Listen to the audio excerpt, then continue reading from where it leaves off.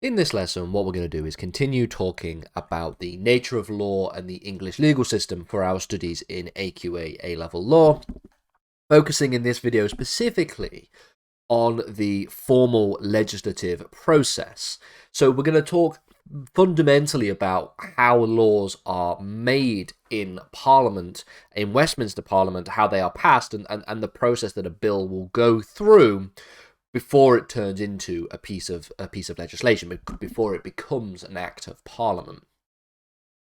So this is a process known as the legislative process or the lawmaking process, and it involves several very key stages. It's primarily used in the UK, in the UK's Parliament, but of course it can also be represented across a variety of other parliaments around the world. So similar parliaments in other parts of the world also have similar processes. So, for example, Congress has a similar-ish process to passing law than the Westminster does. But of course, we're talking about law, we're talking about A-level law, we're talking about A-level law as it pertains to England and Wales. Because Parliament consists of two houses, as we noted in the previous video, we know that Parliament is what we describe as bicameral, as in it is divided into two distinct houses, and a proposed law known as a bill must be approved by both houses. This is obviously a process that takes place across both these two houses of Parliament. They begin in one house and then they go to the other house. Most often they begin in the House of Commons. Both houses have to approve the bill, and then that bill must then receive royal assent from the monarchy in order for it to become an official law. So let's begin then. The process begins with the drafting of a bill. The drafting of a bill often takes place by government departments, so civil service, or potentially members of Parliament, or even in some rarer cases, members of the House of Lords. It's mostly members of the Houses of Parliament that start the process of legislation. Bills which are drafted by government departments are known as government bills, while those that are drafted by individual MPs or even members of the House of Lords are known as private members' bills.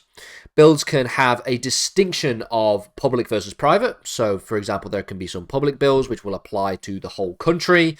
There can be private bills which affect specific groups or organisations, and you can also have what are known as hybrid bills, bills which have the characteristics of being both public and private. Once this bill has then been introduced, there is a number of basic processes. The first process is known as the first reading.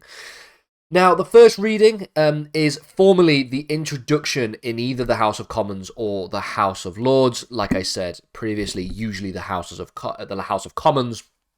This is obviously always the case when we think about government bills, and because the government is the group of people who spend the most time introducing legislation, introducing bills, because of the fact that they have a majority. That means that for the most part, we're talking about initiating bills in the House of Commons. During this first initial reading, the bill's title is read out, the main objectives are read out, but there is no debate on that piece of legislation. It serves as a notice of the bill's content and intentions. Now, there is also a reading of its compatibility with the Human Rights Act, but it's really the second reading that becomes the most important stage, the first significant stage where the members will then go on to debate the general principles as well as the purpose of the bill.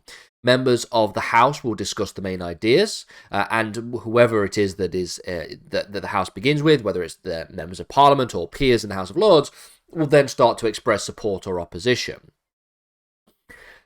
At the end of this second reading, then, a debate is concluded and a vote is taken on the bill. If the bill is approved by a majority, then it will move to the next stage. If it is not approved, then the bill is rejected and that ends the process. That bill is gone.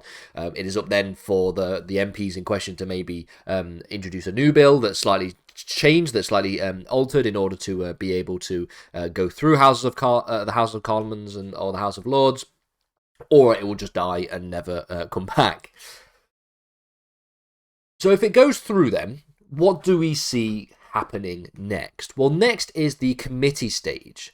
Now, during the committee stage, a committee of members will examine the bill in detail. In the House of Commons, this is typically done by a public bill committee, sometimes known as a standing committee. Now, in the House of Lords, all members can participate in the examination. But remember, we're focusing on the House of Commons here because that's where the majority of this begins, okay? But also keep in mind that the House of Lords will then get a say in it if it then goes over to the House of Lords secondly, or vice versa.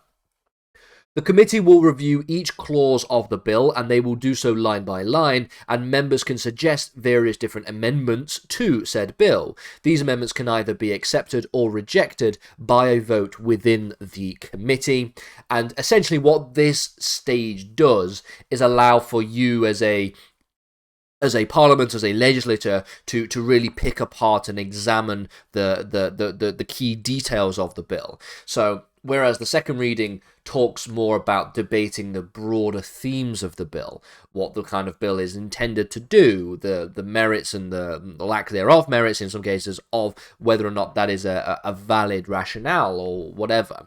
The committee stage looks more at the finer detail of the piece of legislation. If there are changes that are made at the committee stage, the committee stage will then report those changes at what is known as the report stage. This is where the bill will return to the House of Commons in a report stage where the amendments to the committee are reviewed. Now, if there isn't any amendments that is done at the committee stage, then this report stage is actually irrelevant and doesn't actually have any impact. But if there are then further amendments that can be proposed, but the focus is on changes made in the committee.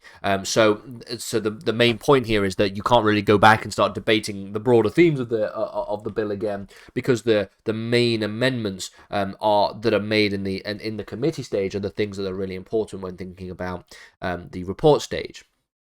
Again, members will debate on the various different amendments, the various different things that were debated and deliberated in the committee stage, and they will vote on each amendment individually. The stage provides this additional opportunity to not only get more and more detail of the bill understood by members of Parliament, but also to essentially allow for the refining of and addressing any outstanding issues or concerns as they relate to the bill itself.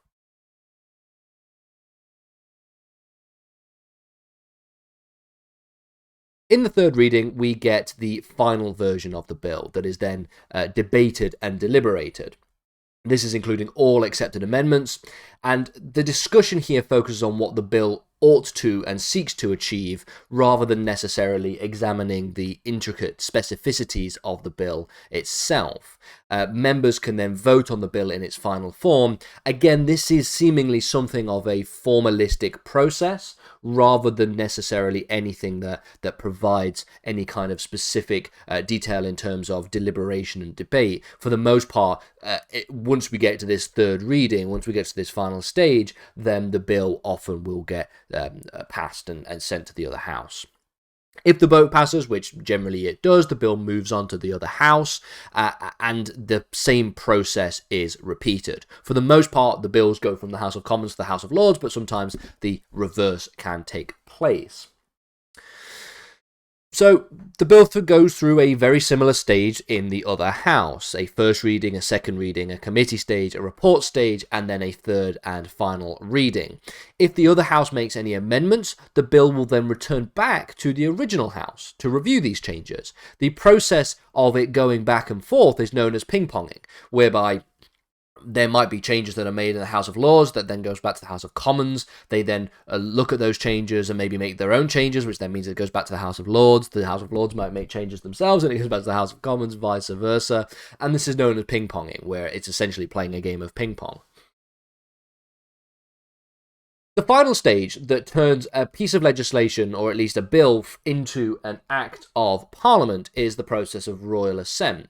Both houses have approved the bill in identical form, and it then gets sent to the monarch for royal assent.